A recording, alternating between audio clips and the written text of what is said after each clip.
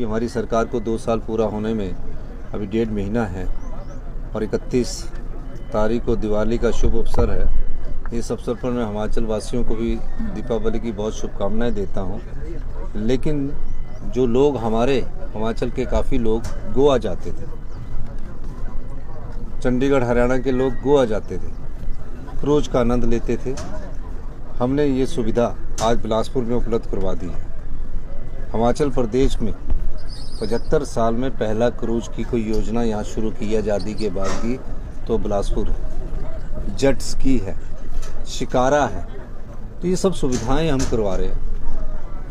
शुरू में अभी थोड़ा इसको उभरने में टाइम लगेगा, लेकिन मेरा मानना है कि आने वाले समय में बिलासपुर एक बहुत बड़ा टूरिज्म के हब के लिए, वाटर एडवेंचर स्पोर्ट्स के लिए एक बहुत बड़ा केंद्र बन जाएगा। जब टूरिज्म बढ़ता है तो बिलासपुर के लोगों की आर्थिक स्थिति भी मजबूत होगी, उनके पास ज़्यादा पैसा आएगा और लोगों को सुविधा मिलेगी। अब हम नई चीज़ों की तरफ हमें जाना चाहिए और मेरा मानना है कि इस दिशा में हम कदम बढ़ाए हैं। और अभी जो गोविंद सागर झील है, बंगाना की रायपुर के पास झील है, पौंग डैम झील है, हमारी कोल डैम की झील है, जितनी भी झीलें हैं इस पर हम क्रूज चलाना चाहते हैं, जेट स्की चलाना चाहते हैं, मोटर बोट्स चलाना चाहते हैं, सब प्रकार की सुविधा देना चाहते हैं। इससे क्या फ़ायदा होगा? जब ये थोड़े 1-2 साल में जब स्थापित हो जाएगा तो जीएसटी के रूप में हमें इसका अधिक लाभ मिलेगा। और जो इंडस्ट्रीज़ है वो इंडस्ट्रीज़ हमें कंज्यूमर स्टेट होने के कारण उसका जीएसटी का लाभ नहीं मिलता। टूरिज्म से हमें 28% जीएसटी मिलेगी, पानी की बोतल जो पिएगा उस पर जीएसटी मिलेगी, कोई चाय का कप पिएगा उस पर जीएसटी मिलेगी, और हिमाचल प्रदेश के खजाने में और अधिक पैसा आएगा। तो पर्यटन इस सरकार की प्रमुख उद्योग के रूप में हमारा प्रथम स्थान पर है, दूसरा हाइड्रो है, तीसरा डाटा स्टोरेज है, फूड प्रोसेसिंग है। इन दिशा में हमारी सरकार काम कर रही है। अभी हमारी सरकार को 2 साल पूरा होने में अभी 1.5 महीना है और 31 तारीख को दिवाली का शुभ अवसर है। इस अवसर पर मैं हिमाचल वासियों को भी दीपावली की बहुत शुभकामनाएं देता हूं। लेकिन जो लोग हमारे हिमाचल के काफ़ी लोग गोवा जाते थे,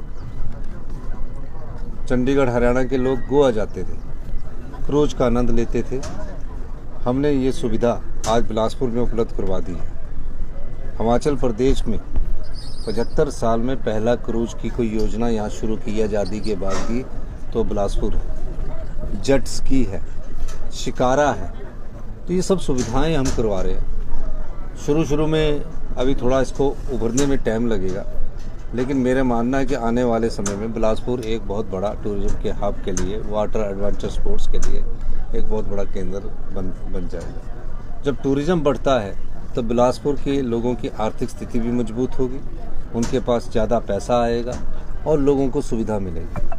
अब हम नई चीज़ों की तरफ हमें जाना चाहिए और मेरा मानना है कि इस दिशा में हम कदम बढ़ाए हैं। और अभी जो गोविंद सागर झील है, बंगाना की रायपुर के पास झील है, पौंग डैम झील है, हमारी कोल डैम की झील है, जितनी भी झीलें हैं इस पर हम क्रूज चलाना चाहते हैं, जेट स्की चलाना चाहते हैं, मोटर बोट्स चलाना चाहते हैं, सब प्रकार की सुविधा देना चाहते हैं। इससे क्या फ़ायदा होगा? जब ये थोड़े 1-2 साल में जब स्थापित हो जाएगा तो जीएसटी के रूप में हमें इसका अधिक लाभ मिलेगा।